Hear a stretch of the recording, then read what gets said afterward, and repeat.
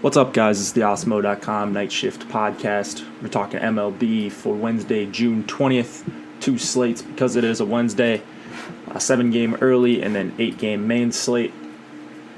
Let's get right into it. But I want to talk about Osmo.com. Go there. Check out all of our premium products.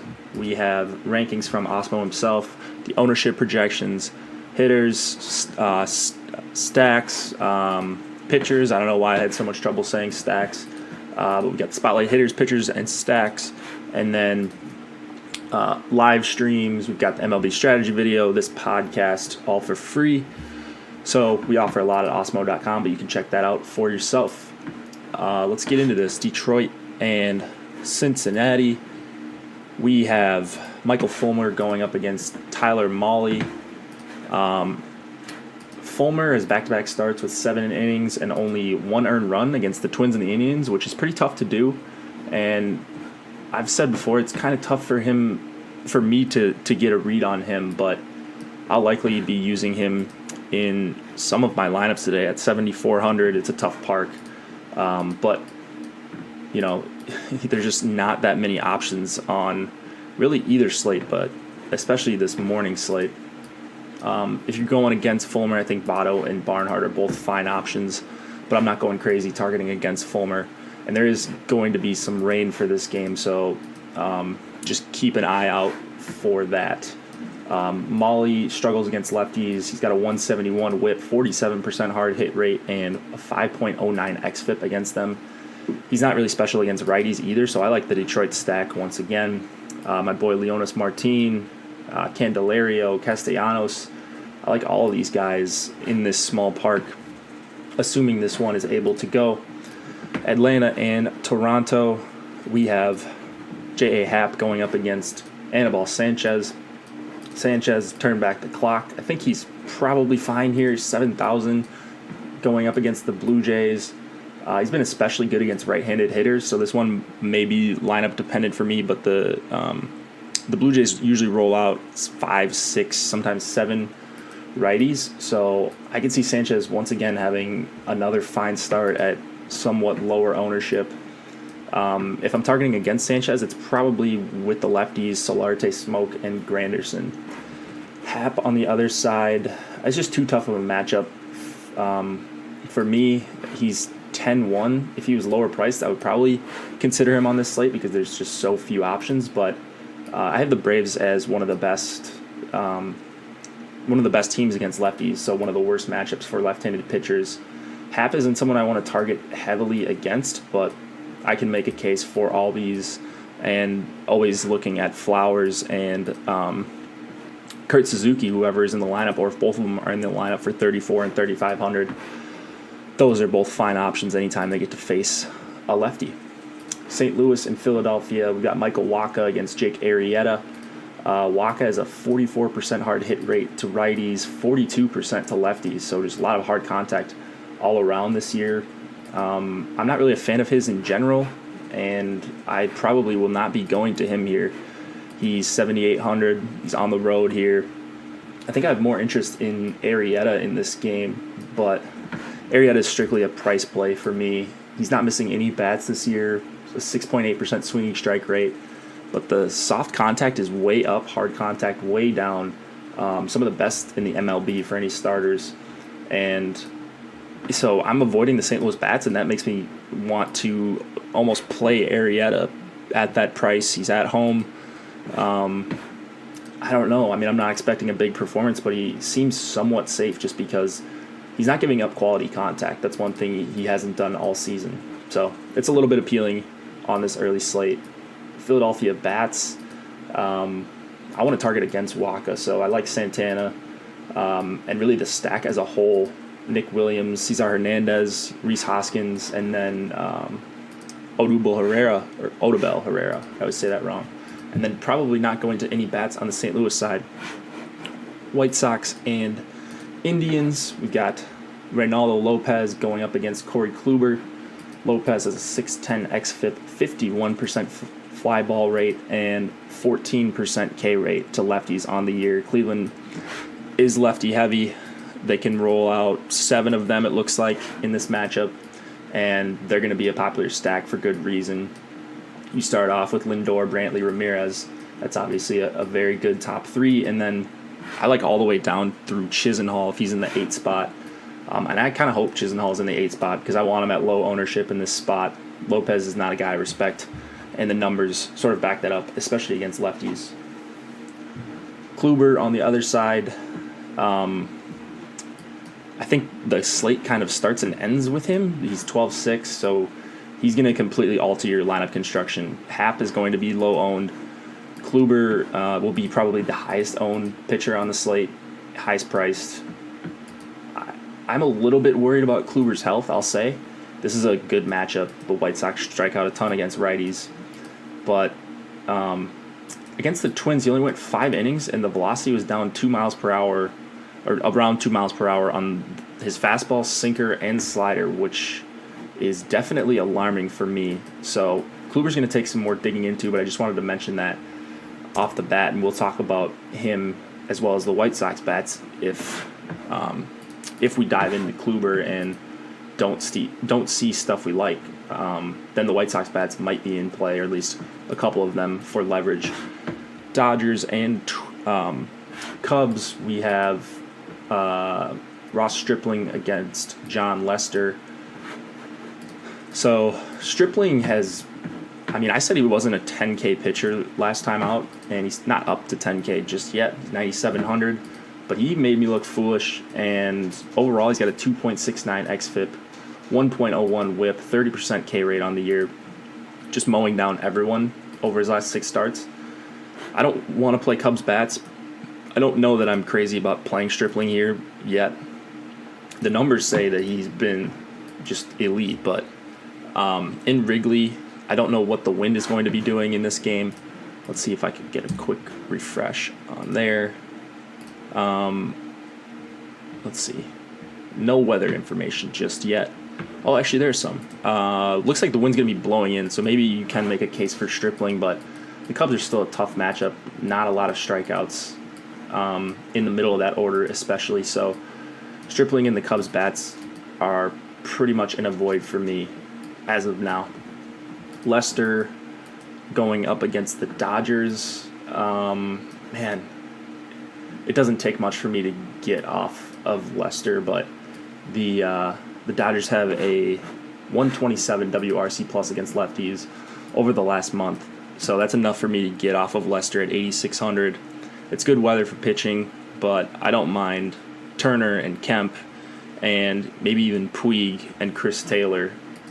I stack against Lester all the time, especially with some speed, although the Dodgers don't really have a ton of it. Oakland and San Diego, we have Frankie Montas against Tyson Ross. Montas has had a string of tough matchups, but I'm not seeing him miss any bats.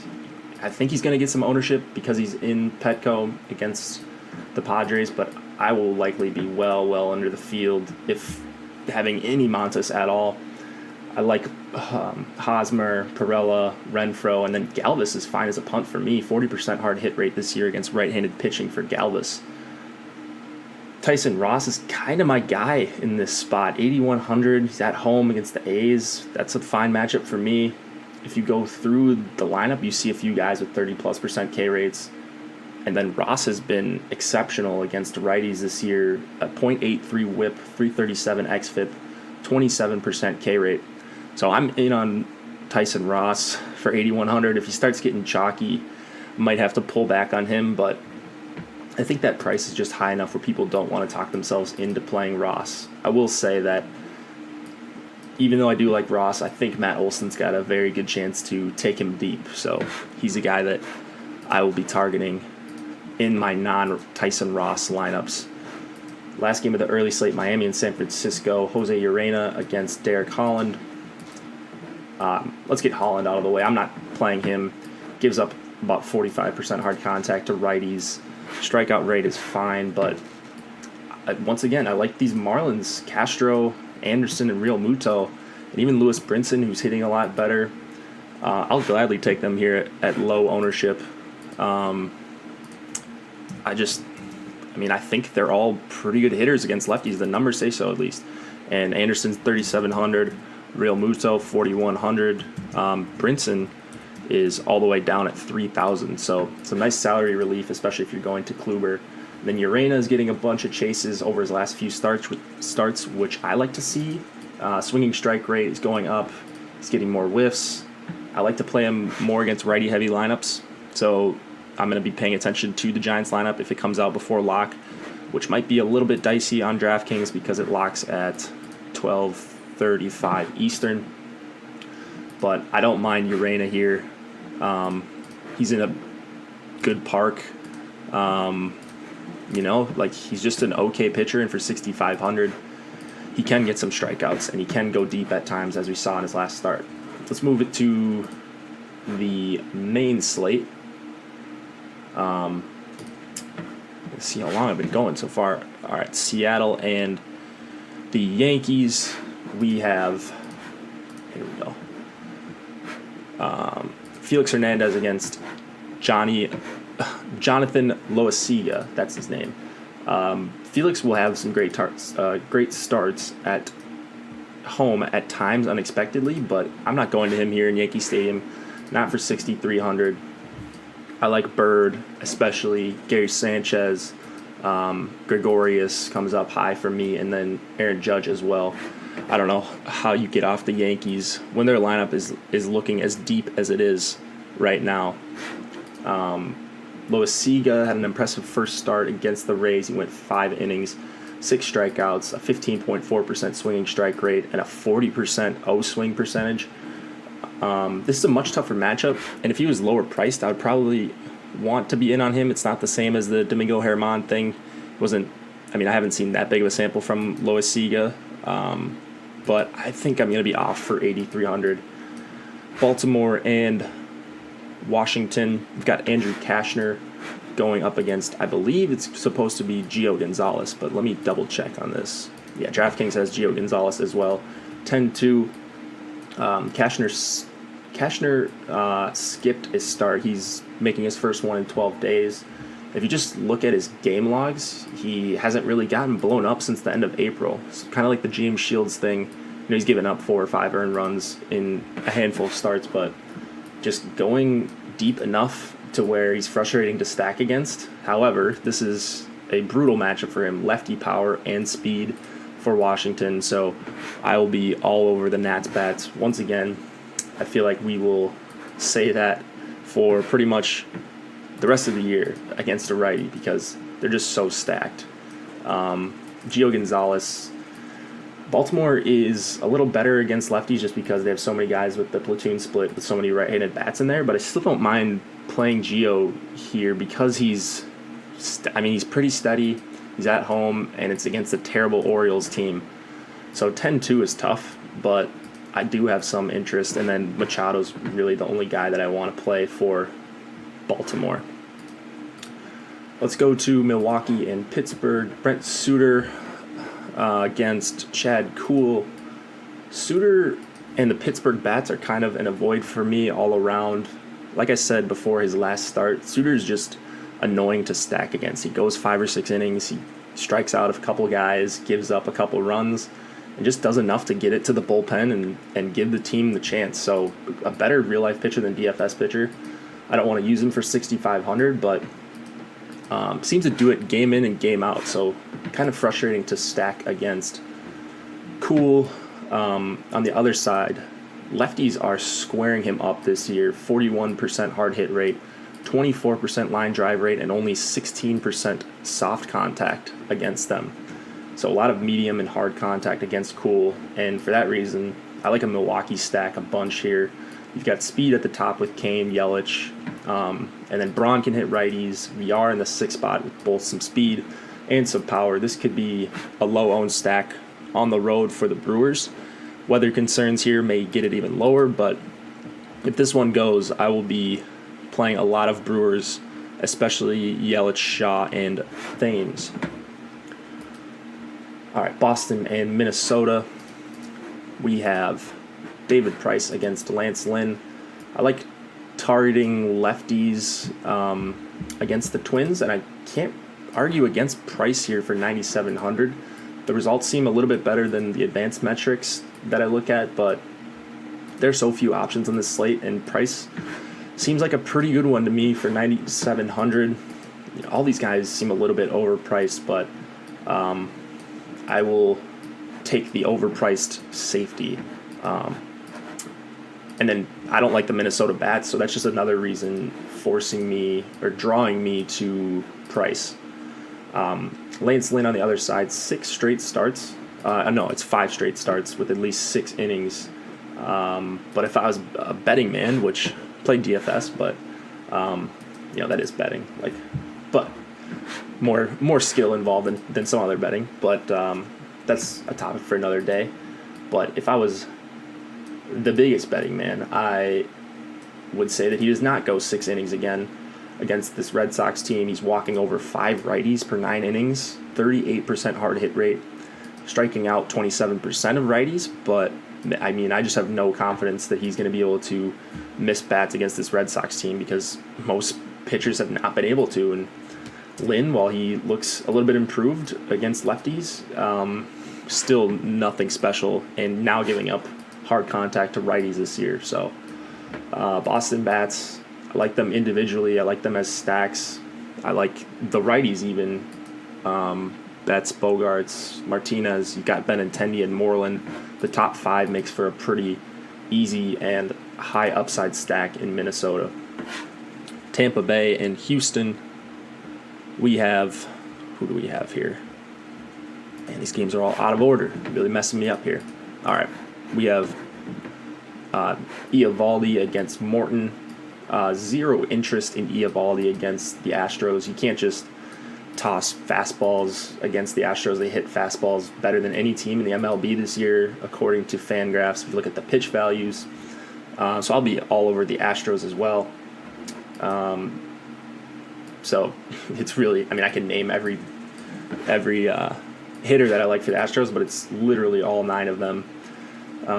They're just fantastic options against Eovaldi and that Rays bullpen. We'll talk more about them tomorrow. Interested to see what Josh has for them as far as ranking his stacks. If I can afford Morton, and it's going to be tough, he's 12-2, then I'm going to try to get every piece of him that I can. Tampa Bay is fielding a AAA team.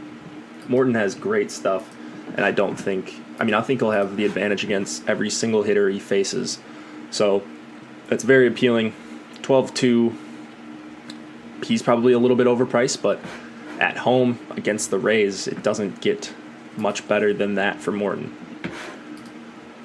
Texas and Kansas City, we have this young kid, Mendez, against Jacob Junis, and no interest in Mendez after that disaster first start. I didn't see anything very much encouraging. He didn't get to pitch very long, but I want to target the righties against him. Salvador Perez, Hunter Dozier, and Whit Merrifield. And then Junis is in a boomer bust spot against the Rangers. If you look at the game logs and the surface stats, he doesn't look great, or even good for that matter. But there's no doubt he can miss bats. And Texas is a good team to target with righties, so he's appealing for that reason. They've got some left-handed power. I'll have a bunch of Junis, and I'm fully aware of the risk, so I'll have some Texas stacks on the other side. But if I was going to just one of them, if I had one lineup, Junis would be in contention for it. I think the upside is pretty big here. And for the Texas bats, I'm either stacking 4 or 5 of them up, or I'm going to try to avoid them as one-offs and just be done with them, because I think Junis is either going deep here and missing bats, or he's going to get knocked around pretty nicely. And I don't think there's much potential outcomes for in between that. Or many potential outcomes in between that. I knew that sounded weird. All right, last game of the night, Mets and Rockies. Coors Field, we have Seth Lugo against Chad Bettis. Lugo actually doesn't grade out too poorly for me before you take into account the park factor, but it is Coors Field, so I will be likely passing with Lugo, even though he kind of seems like a pretty good pitcher by my model. The Colorado bats you're looking at are Blackmon, Arenado, Cargo, but I always like targeting Colorado against righties in any park, or against lefties in any park. So whenever they're against the righty, I'm just kind of like, meh. And they are very, very highly priced, especially Blackman and Arenado. And even Story, 5,500 against a righty. That's kind of ridiculous. Bettis, over the last 4 starts, he's given up 5 earned runs, 5 earned runs, 5 earned runs, and 5 earned runs. So just good consistency there from Chad Bettis. He's below average against both righties and lefties. So get him in Coors Field against a bunch of left-handed bats, and it seems like the Mets are one of, if not the single top stack of the night. If I had to rank them, I'd pretty much go in order of how the lineup goes. So I'd go Nimmo, Cabrera, Conforto, Frazier, and then sort of a mix of everyone else. They're just no doubt they're one of the top stacks of the night, but you'll have to pay for that with the ownership that you get on them. And that's going to do it for both slates. Talked early, we talked Maine. Get to osmo.com. Check out our hitters, pitchers, and stacks articles for tomorrow morning. We'll have a ton of content for both the early and main, ownership projections, rankings, MLB strategy video with Josh and I, and then the live stream with Chris and Josh. So good luck, guys, on this slate, on both of these slates, I should say. Enjoy some Wednesday baseball.